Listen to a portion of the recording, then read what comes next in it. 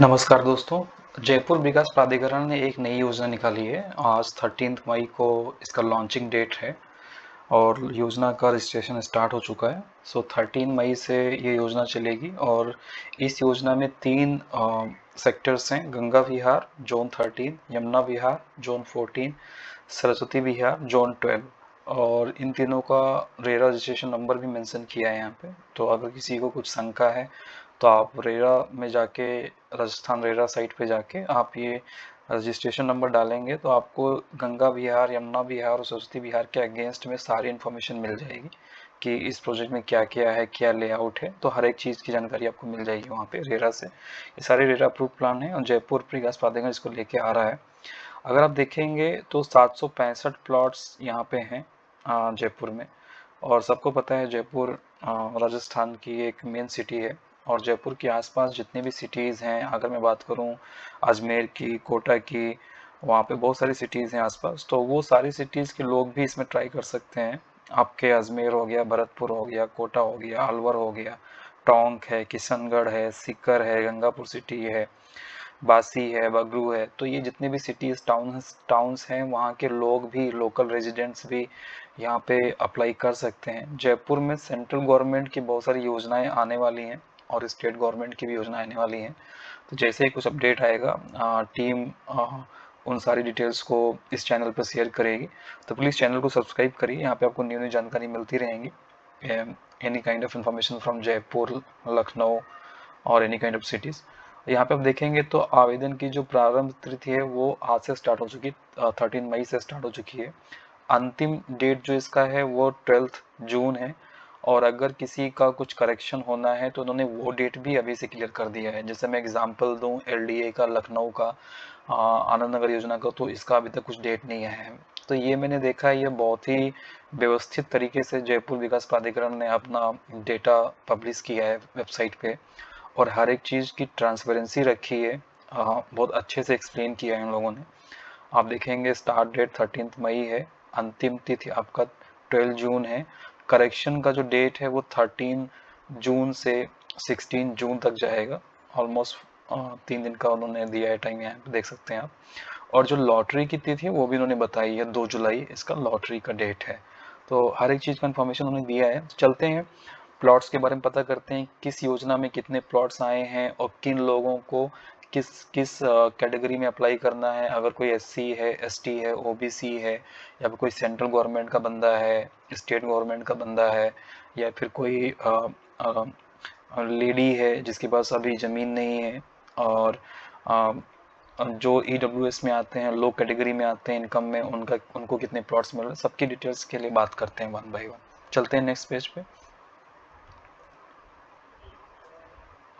यहाँ पे देखेंगे तो जो योजनाएं हैं, सबसे पहले बात करते हैं कि जो योजनाएं हैं वो किस किस क्षेत्र से जमीन ली गई है।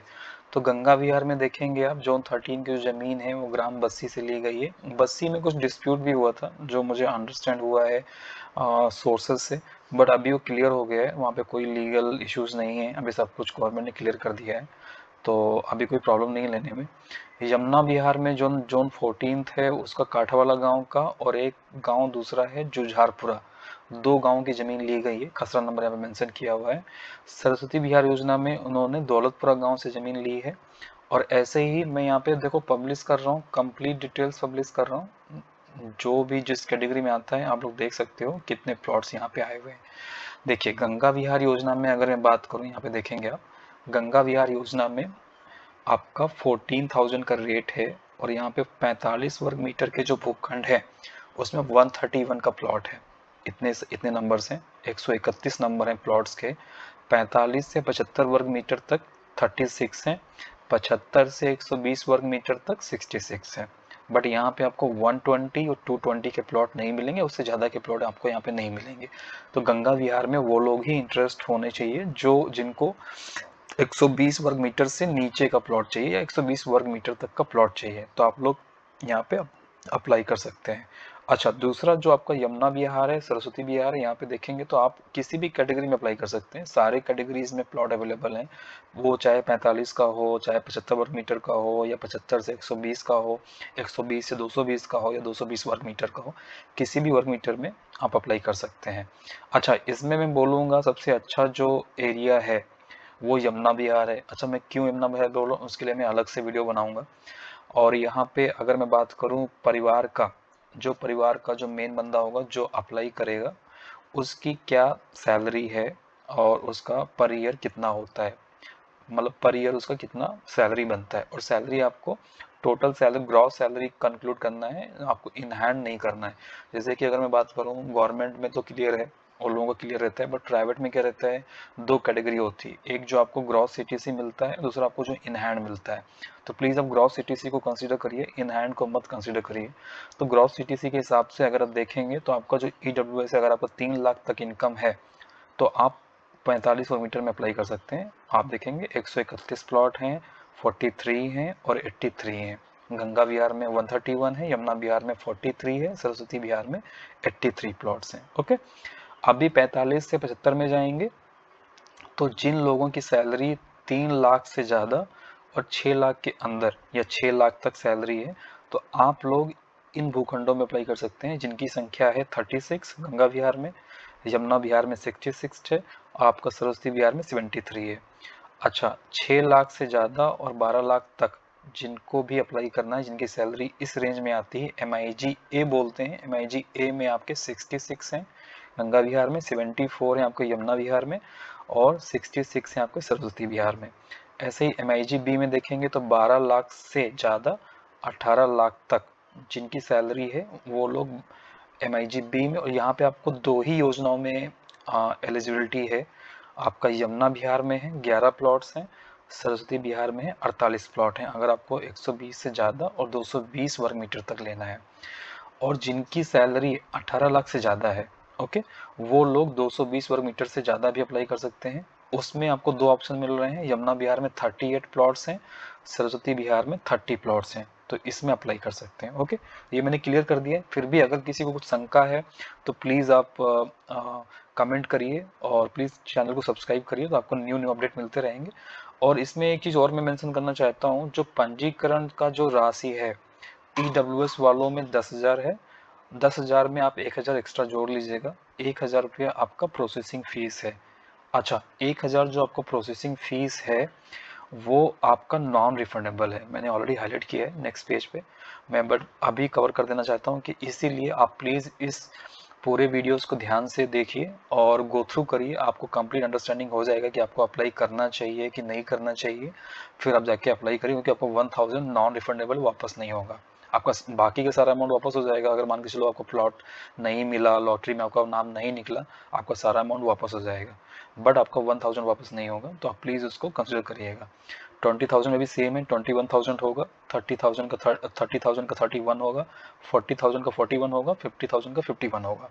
तो ये कॉस्ट है आपके पंजीकरण राष्ट्र प्रति भूखंड में, इस पर 1,000 आप एक्स्ट्रा जोड़ लीजिए प्रोसेसिंग फीस का। ओके, अब चलते हैं नेक्स्ट पेज पे। जो कुछ शर्तें हैं मैंने येलो हाईलाइट किया हुआ है, क्योंकि अगर मैं हर एक लाइन को पढ़ूंगा तो वीडियो बहुत लंबा हो जाएगा, मैं केवल मेन पॉइंट्स को रिफर कर रहा हूँ। जैसा कि मैंने पहले कवर किया था, 1,000 जो है आपका नॉन रिफंडेबल है, तो प्लीज़ आप वीडियो को पूरा देखिए और चैनल को सब्सक्राइब करिए, तो आपको न्यू न्यू अपडेट मिलते रहेंगे। आवेदक द्वारा आवेदन पत्र के माध्यम से अपनी आय वर्ग सीमा एवं आरक्षित वर्ग में आवेदन किया जा सकेगा। जो भी आपकी कैटेगरी है, जैसे आपकी मान के चलिए कि आप SC ST में आते हैं, उसका कोटा अलग मिलेगा आपको, और आपका जो सैलरी है 3 लाख है, 6 लाख, तो आपको उसी कोटे में अप्लाई करना है। तो वहाँ पे कैटेगरी दिया हुआ है, मैं नेक्स्ट वाले वीडियो में इसका फॉर्म फिलअप करने का प्रोसेस भी दिखाऊंगा, तो आपको और क्लियर हो जाएगा कि मैं किस कैटेगरी की बात कर रहा हूँ। तो वहाँ पे 3 लाख से 6 लाख, 6 लाख से 12 लाख, ऐसे करके कैटेगरी दिया हुआ है। जैसे आप सिलेक्ट करते हो आपको उसके अकॉर्डिंग ही आपको प्लॉट्स के ऑप्शन मिलते हैं। तो इन्होंने बहुत ही सिंप्लीफाई कर दिया है पोर्टल पे, वेबसाइट पे। अच्छा, इसमें जो योजना है, आवेदक के आय वर्ग के लिए निर्धारित भूखंड उपलब्ध नहीं होने की स्थिति में अप्लाई नहीं कर सकते। मान के चलिए कि आपकी कैटेगरी अलग है, वो कैटेगरी वो सैलरी जो है आपके मीट नहीं कर रही है इस पे, तो आप अप्लाई नहीं कर सकते हैं। ओके, 1.4 नंबर का जो क्राइटेरिया है, एक नंबर से आप एक ही रजिस्ट्रेशन कर सकते हैं, आपका जो एक मोबाइल नंबर से एक योजना में एक ही आवेदन किया जा सकेगा, राइट। अच्छा, ऐसा नहीं है कि आप सिंगल हो बट आप मल्टीपल फ़ोन नंबर यूज कर रहे हो, तो आप मल्टीपल फ़ोन नंबर से ट्राई कर रहे हो, वो आपका संपूर्ण कैंसिलेशन हो जाएगा, आपका निरस्त कर दिया जाएगा और आपकी जमानत राशि भी वापस नहीं की जाएगी। आपका जितना भी अमाउंट आपने दिया होगा वो जब्त कर दिया जाएगा। तो प्लीज़ आप वो मत फॉलो करिएगा। और इसमें आप नेट बैंकिंग के थ्रू 1.6 रेफर करिए। इसमें आप नेट बैंकिंग के थ्रू, डेबिट कार्ड के थ्रू, क्रेडिट कार्ड के थ्रू अप्लाई कर सकते हैं। नेट बैंकिंग की सुविधा है, आप किसी भी तरीके से ऑनलाइन अप्लाई कर सकते हैं, बट ये ऑनलाइन ही है। अगर आपको ऑनलाइन नहीं समझ में आ रहा है तो आप किसी भी ई मित्र लोकेशन पे जाके वहाँ पे भी अप्लाई कर सकते हैं। ओके, अब चलते हैं नेक्स्ट पेज पे। यहाँ पे देखेंगे आवेदक की जो सकल वार्षिक आय है, ये मैंने पहले ही कवर कर दिया था। बस मैं एक पॉइंट कवर करना चाहता हूँ कि इसमें क्या रहता है। आवेदक के परिवार की जो परिभाषा है वो ऐसा है कि मान के चलिए कि आप वर्किंग हो, आपकी वाइफ वर्किंग नहीं है, बट आप अगर दोनों लोग जॉइंट एप्लीकेंट होना चाहते हो आप हो सकते हो, बट प्राइमरी क्या होगा, आप रहोगे। ऐसे ही अगर मान के चलो कोई आप कि अगर पुरुष वर्किंग नहीं है, महिला वर्किंग है, तो आप दोनों अप्लाई कर सकते हो, बट एक को प्राइमरी होल्डर बनना होगा। इस ऐसा ही इन्होंने मेंशन किया हुआ है। तो ये पॉइंट इस पे मेन था, वो मैंने यहाँ पे ट्राई किया कवर करने का। अब चलते हैं रिजर्वेशन कैटेगरी में किसको कितना रिजर्वेशन कैटेगरी मिल रहा है राजस्थान में। तो आप देखोगे सेंट्रल गवर्नमेंट का, स्टेट गवर्नमेंट का जो भी कर्मचारी होंगे उनको 10% का कोटा मिल रहा है। अनुसूचित जनजाति वालों को 6.43 का परसेंट का कोटा मिल रहा है। अनुसूचित जाति वालों के लिए 8.57 है। पत्रकारों के लिए 2% है। ट्रांसजेंडर जो रहते हैं व्यक्ति उनके लिए 2% है। और जो सैनिक हैं जिसमें भूतपूर्व सैनिक भी शामिल हैं या उनके परिवार का भी कोई सदस्य शामिल है, आपके लिए भी 10% का कोटा है। बाकी अनारक्षित श्रेणी जो है वो 61% है। जो जैसे जनरल कैटेगरी के लोग आते हैं तो उनके लिए 61% का इसमें कोटा दिया हुआ है। अच्छा, इसमें एक चीज़ और मैं मेंशन करना चाहता हूँ, ये मैंने हाईलाइट किया हुआ है यहाँ पे। आप देखेंगे कि लॉटरी में जो फॉर्म रहता है आपका, जो अगर मान के चलिए कि लॉटरी में आपका नाम आ गया है तो आपको वो फॉर्म डाउनलोड करना होगा वेबसाइट के माध्यम से। उसको आपको 21 डेज के अंदर आपका फोटो सिग्नेचर करके जो भी प्रमाण पत्र हैं, जो आपका प्रमाण पत्र रहेगा, आधार कार्ड रहेगा, आपका मूल निवास प्रमाण पत्र रहेगा, वो आपको 21 दिन के अंदर आपको सबमिट करना होगा, नहीं तो आपका कैंसिल हो जाएगा।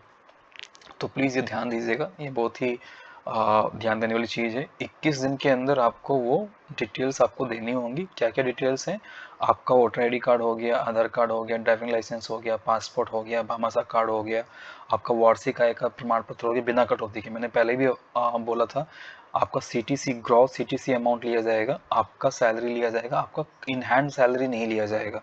ओके, और इसमें आपका जो आरक्षित भूखंडों के संबंध में आपका जो वर्ग प्रमाण पत्र है वो भी आपको सत्यापित करके, आपको गजेटेड ऑफिसर से सत्यापित करके आपको संलग्न करना होगा यहाँ पे। ओके, अब चलते हैं नेक्स्ट पेज पे। आवेदन फॉर्म वापस लेने की जो विधि है, आई थिंक ये सब जगह सेम रहता है। अगर मैं लखनऊ की बात करूं, बरेली की बात करूं, गोरखपुर की बात करूं या किसी और स्टेट की बात करूं, एक जैसा ही इनका प्रोसेस है विकास प्राधिकरण का। कि आप मान के चलिए कि आपका अमाउंट जो है, आप लॉटरी के पश्चात अगर आप उसको वापस करना चाहते हैं तो आपका 20% ले लिया जाएगा, राइट। अगर पूर्व करना चाहते हैं तो फिर उसका अमाउंट नहीं है, बट अगर बाद में करना चाहते हैं तो आपका 20% कटौती की जाएगी और शेष जो आपकी राशि है वो आपको वापस कर दी जाएगी। ओके, अगर मान के चलो लॉटरी के बाद आपका डॉक्यूमेंट लीगल नहीं पाया जाता है तो आपकी संपूर्ण पंजीकरण राशि जो भी रहेगी 50,000, 51,000, 40,000 वो सब जब्त कर ली जाएगी। तो प्लीज़ आप लोग प्रॉपर अपना डॉक्यूमेंट वेरीफाई करिएगा तभी अपलोड करिएगा। और असफल आवेदकों को क्या रहेगा, उनको जिस माध्यम से आपने पेमेंट किया था, रजिस्ट्रेशन अमाउंट जो आपने दिया था जिस बैंक के माध्यम से, जैसे आपका एचडीएफसी था, आईसीआईसीआई था, एसबीआई था, बैंक ऑफ बड़ौदा था, उसी माध्यम में आपका पैसा वापस आ जाएगा। और आपका जो लॉटरी दिनांक से 6 माह तक आपका जयपुर विकास प्राधिकरण कोई ब्याज दे नहीं होगा। अगर 6 माह से ज़्यादा होता है तो फिर वो अप्लाइड होगा, जो भी 3% 4% होगा। उन्होंने इसमें विवरण नहीं दिया है, बट मेरा जो एक्सपीरियंस है विकास प्राधिकरण के साथ में अलग अलग सिटीज़ में, वो 3 से 4% का रहता है, इससे ज़्यादा का नहीं रहता है। तो वो आपको इंटरेस्ट मिलेगा अगर 6 माह से ज़्यादा लेट होता है तो। अगर 6 माह से ज़्यादा लेट नहीं होता है तो आपको कोई भी इंटरेस्ट नहीं मिलेगा, आपको केवल आपका रजिस्ट्रेशन अमाउंट ही मिलेगा वापस। ओके, अच्छा, आवेदन पत्र किस श्रेणी में आविष्कार किए जाएंगे, अस्वीकार किए जाएंगे। इसमें क्या रहता है कि आपका जो लॉटरी है, अगर आपने मल्टीपल आवेदन किए थे और आप सिंगल पर्सन हो तो आपको निरस्त कर दिया जाएगा। यदि वो आवेदन आय वर्ग के अनुरूप ना पाया गया तो निरस्त कर दिया जाएगा। आपके जो भी सर्टिफिकेट थे वो लीगल नहीं हुए तो निरस्त कर दिया जाएगा। ऐसे करके उन्होंने यहाँ पे कैटेगरी दी हुई है। और आप अगर अन्य महत्वपूर्ण देखेंगे शर्तें, तो यहाँ पे जो लीज होल्ड है वो 99 वर्ष का है। जो लीज होता है ऐसे ही होता है, 30 ईयर्स का होता है, 60 ईयर्स का होता है, 90 ईयर्स का है। यहाँ पे उन्होंने 99 बोला हुआ है। और फ्री होल्ड में लाइफ टाइम होता है। तो प्लीज़ आप ये भी वेरीफाई करिएगा जब आप किसी भी योजना में अप्लाई करोगे, तो आप प्लीज़ ये कस्टमर केयर पे बात करके उनसे बात करिए कि आपका फ्री होल्ड है कि आपका लीज होल्ड है। मेरा जो सजेशन है, आप फ्री होल्ड में जाइए, तो आपका जो आने वाली जनरेशन है आपकी फैमिली के, उनको कुछ चैलेंजेस फेस नहीं करने पड़ेंगे 90 ईयर्स के बाद में, क्योंकि जो प्लॉट लेगा वो तो बचेगा नहीं। जो भी आपकी एज है, राइट। तो ये आप अपने जनरेशन के लिए भी कर रहे हो, अपनी फैमिली के लिए भी कर रहे हो। तो आप प्लीज़ ट्राई करो कि आप फ्री होल्ड प्रॉपर्टी ही लो। फ्री होल्ड में ज़्यादा चैलेंजेस नहीं होते हैं आपकी जनरेशन के लिए। अच्छा, इसमें जो लीज डीड पंजीयन, जो लीज डीड का जो रजिस्ट्रेशन अमाउंट है वो आपको स्वयं वहन करना होगा अगर आप लीज डीड वाले पे जाते हो। और अगर आपको भूखंड मिल जाता है और आप 7 वर्ष तक उसको भूखंड का निर्माण नहीं करते हो, तो आपको निरस्त समझा जाएगा। जेडीओ उसको निरस्त समझ लेगा। तो प्लीज़ आप उसको कंसिडर करिएगा। और 10 वर्ष तक आप इस प्लॉट को बेच नहीं सकते, हस्तांतरण नहीं कर सकते, आप इसको बेच नहीं सकते। तो मिनिमम लिमिटेशन 10 साल का है। 10 साल तक आप इसको बेच नहीं पाएंगे। ओके। अच्छा, इसमें और जो क्राइटेरिया हैं आप देखेंगे, सर्टिफिकेट है समस्त आवेदकों के लिए, ये आपको करना ही अप्लाइड है। जैसे कि मैंने बताया था, मैं राजस्थान का मूल बोनाफाइड निवासी हूँ। राजस्थान का ही बंदा होना चाहिए। अदर स्टेट के बंदे इसमें अप्लाई नहीं कर सकते। वो यूपी से हो या मध्य प्रदेश से हो, गुजरात से हो, पंजाब से, वो लोग यहाँ पे अप्लाई नहीं कर सकते। ये केवल योजना राजस्थान के लोकल निवासी के लिए है। आप किसी भी सिटी से हो राजस्थान में तो आप अप्लाई कर सकते हो। तो ये आपका पहला सर्टिफिकेट हो गया। सेकेंड आपका सर्टिफिकेट जो है वो आय प्रमाण पत्र का है। देखिए यहाँ पे वो वेतनभोगी हो गया, निजी व्यवसाय हो गया, निजी वेतन का हो गया, तो आपको ये डाउनलोड करके ये अप्लाई करना होगा। ऐसा ही देखेंगे, अनुसूचित जाति जनजाति के लिए भी उन्होंने एक फॉर्म डाला हुआ है, आपका प्रमाण पत्र। ये आपको तहसीलदार से हस्ताक्षर कराना होगा, गजेटेड ऑफिसर से। उसके बाद अगर देखेंगे, सैनिकों के लिए भी उन्होंने प्रमाण पत्र डाला हुआ है। ऐसे ही सैनिकों का डिटेल है। फिर दिव्यांगजन का भी इन्होंने डिटेल डाला हुआ है। ऐसे ही एकल महिला के लोगों के आवेदकों के लिए भी है। तो ये थी आज की डिटेल। अगर किसी को कुछ भी शंका है, कोई क्वेरी है, तो प्लीज़ कमेंट करिए और इस चैनल को सब्सक्राइब करिए। और भी आगे हम न्यूज़ लाते रहेंगे इसके बारे में, जैसे ही कुछ न्यू अपडेट आता रहेगा। तो प्लीज़ चैनल को सब्सक्राइब करिए। आज के लिए बस इतना ही। Thank you all, have a great day, bye bye.